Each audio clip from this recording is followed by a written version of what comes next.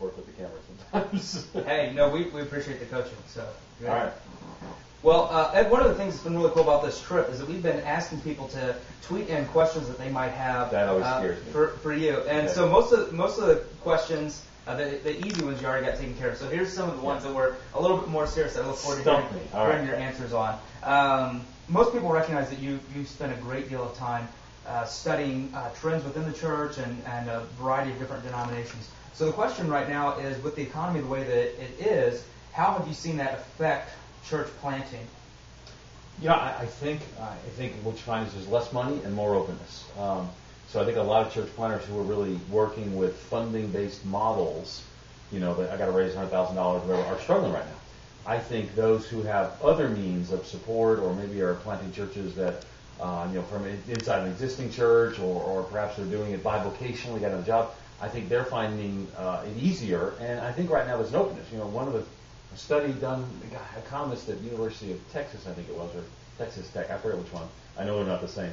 But one of those schools, I did, hook 'em horns or something, I don't even know. But he did a study, and it was quoted in the New York Times and on my blog, so you determine which one makes it a bigger deal. Thank you. But what he found is that Protestant church membership among evangelicals actually goes up when the economy goes down.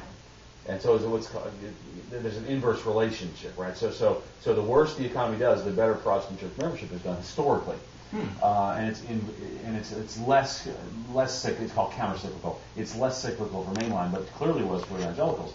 And so, there's an assumption that if it's happened in the past, it happened now. Now Gallup's been tracking it and says church attendance hasn't gone up, but I think his study specifically said membership. I think what I hear from people is a increased openness now in all different kinds of churches. And I've been coaching a guy who just planted a church in Texas, and just to see, just strong response from people in an economically depressed area.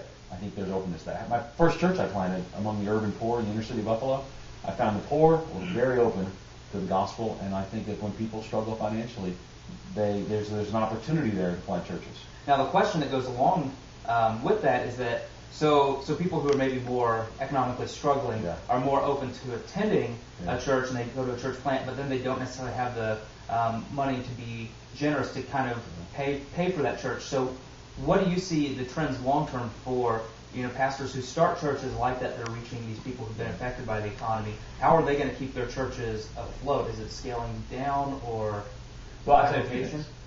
First thing is scarcity brings clarity. Okay. And so we're going to have a clear mission, a clear function. A lot of the extra stuff is not going to be there. It's going to be focused. I think secondarily, I think the economy as it is now is forcing the church to become a more volunteer-driven organization. And so I think the luxury of having pastors to do the ministry is going to be decreased. And we don't know if the recession, may turn around. There's indications that it is. But I think God's using this to cause a lot of churches to raise up volunteers at a new level to do the work of the ministry rather than relying on clergy and having a clergified ministry. So I think there's opportunities there. Would I wish a recession? No. I've had friends who've lost their jobs. We're talking 1 out of 10 Americans about out of work, and it may go up. And so that's difficult, But I think in the midst of that, we want to see what's God doing and how do we join Him at work and what He's doing. And I think that getting more volunteers and having more focus is going to be a key part of that. Okay. So when you think maybe in terms of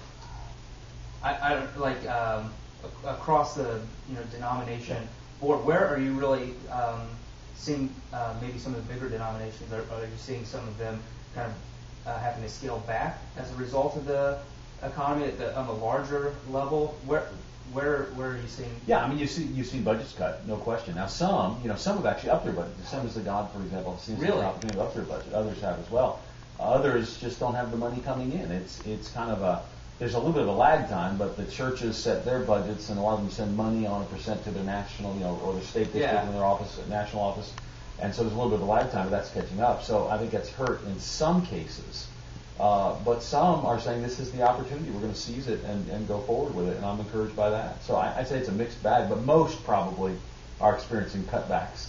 And a lot of times what they're doing is the first thing they ask is, what can we cut that doesn't directly impact ministries? And then they ask, they try to cut, again, scarcity brings clarity, so they try to cut back any fat that they may have But then eventually they get the muscle, and in some cases they're getting the bone. I mean, some organizations right now are just saying we can't plant churches right now.